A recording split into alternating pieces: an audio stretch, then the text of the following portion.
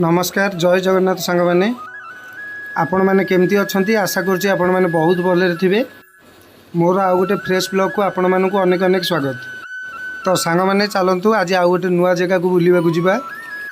जगहटीर नाम हूँ बाबा बालिकपेश्वर मंदिर पाटेली।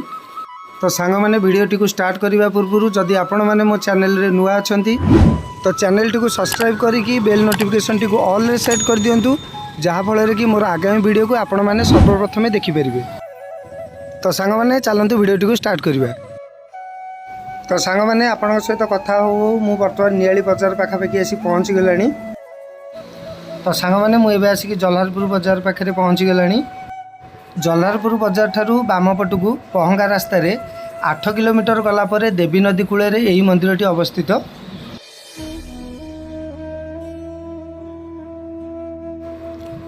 तो सांग मैंने देखिपे जल्हारपुर बजार पाखे केते सुंदर मंदिरटी ये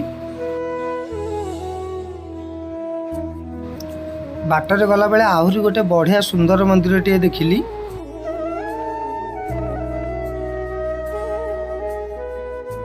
तो फाइनाली सांग मैंने आपण मैंने देखिपे बहुत छोटिया सुंदर रास्ता गाँ भीतर रास्ता से भितर मु बर्तमान जाऊँगी।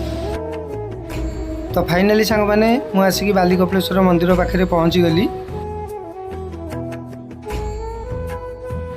तो देखो मंदिर परिवेशटी केते सुंदर लगुच। बहुत छोट जगह किंतु देखा अति सुंदर, बहुत शांत परिवेश भितर मंदिरटी अवस्थित।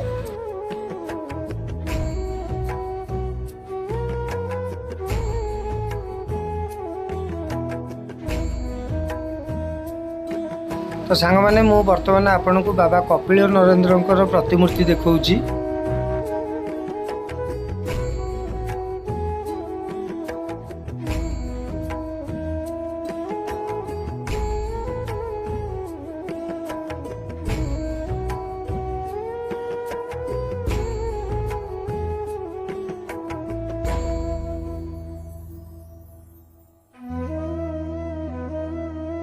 तो सांग मैंने आपण मैंने देखिपे बर्तमान ये हूँ बाबा बालिकपेश्वर विजयस्थली।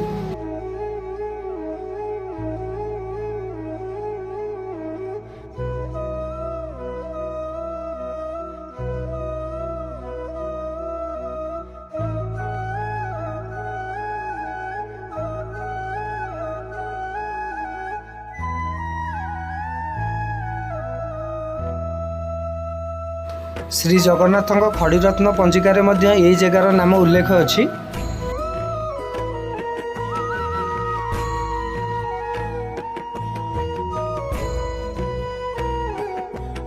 तो सांग मैंने आपण मैंने देखिपे ये हूँ ठाकुर हुकुम गृह जो कि हाड़ भंगा हुकुम दि जाए।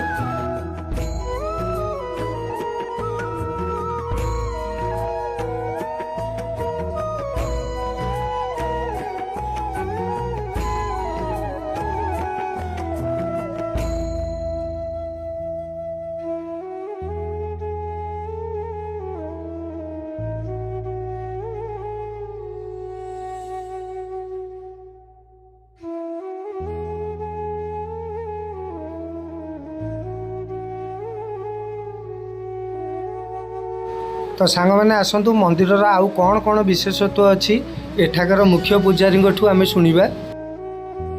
मो ना बाबा कपिल तीर्थ सारथी ठाकुर। ये पीठ बहुत दिन गुरुत्वपूर्ण था।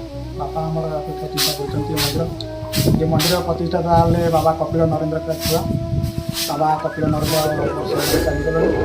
मुझे पीठर पूजा अर्चना सब कर लोक मान हाड़ भंगा दि जाए। जो प्राणी मान दुख कष्ट जहाँ सब थाए सब लाघव कराए सब सब भल होती। बहुत आड़ ना अच्छी खड़रत्न पांजर भी देखिए आप जगार पुस्तरी ठाकुर भी ना अच्छी। आ समस्त जहाँ मनोता कर जी जहाँ ठाकुर को प्रार्थना कर समस्त प्रार्थना शुणुंट प्रभु बालिकेश्वर समस्त दुख लाघव करेंगे निश्चिंत। जी जो थाए से थाई मुंडिया मारे ना बाली बोली देले भी आम घर सब दुख कष्ट दुख हो। एमती भी केते रोगी अच्छा ना देकर धूप दीप देती भल होती आस भोग कर आमर head office Anchor head office हूँ पुरी कोणार्क पाख बालिकेश्वर से प्रभुଙ୍କର शाखा हूँ ये देवी नदी कूलर पत्र तीर्थ आर ना दि जाए काटेरी बालिकेश्वर ବିଖ୍ୟାତ। ସେହି ପ୍ରଭୁଙ୍କ ଇଚ୍ଛାରୁ ଆଜି ଏଇଟା ଥିଲା ଗୋଟେ ମରୁଭୂମି ଟାଇପ୍ର ଥିଲା। ଟୋଟାଲ୍ ବାଉଁଶ ବଣ ଥିଲା, ଏଠି ହାଣ୍ଡି ଫାଣ୍ଡି ପଡ଼ୁଥିଲା, ଏଠି କେହି ଲୋକ ବାକ ଆସୁନଥିଲେ।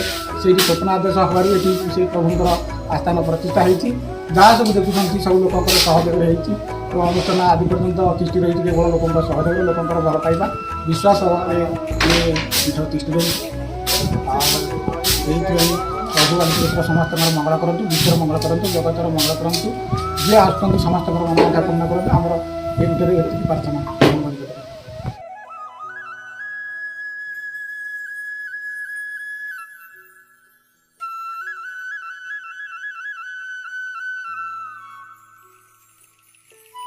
ତ ସାଙ୍ଗମାନେ ଆପଣମାନେ ଦେଖିପାରୁଥିବେ ଚାରିପଟେ ବିଲ ମଝିରେ ଏଇ ଯେଉଁ ଜଙ୍ଗଲ ଆପଣମାନେ ଦେଖିପାରୁଛନ୍ତି, ଆରି ଭିତରେ ହିଁ ମଠଟି ଅବସ୍ଥିତ।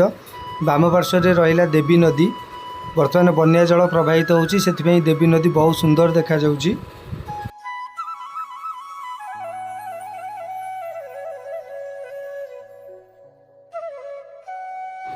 ତ ସାଙ୍ଗମାନେ ଭିଡ଼ିଓଟି ଆପଣଙ୍କୁ କେମିତି ଲାଗିଲା ଆପଣଙ୍କ ମତାମତ କମେଣ୍ଟ ବକ୍ସରେ ନିଶ୍ଚିନ୍ତ ଦେବେ। ତ ପୁଣି ଦେଖାହେବ ଆପଣମାନଙ୍କ ସହିତ ଆଉ ଗୋଟେ ସୁନ୍ଦର ଭିଡ଼ିଓରେ। ସେ ପର୍ଯ୍ୟନ୍ତ ଯାଇ ବିଦାୟ ଦିଅନ୍ତୁ। ନମସ୍କାର, ଜୟ ଜଗନ୍ନାଥ।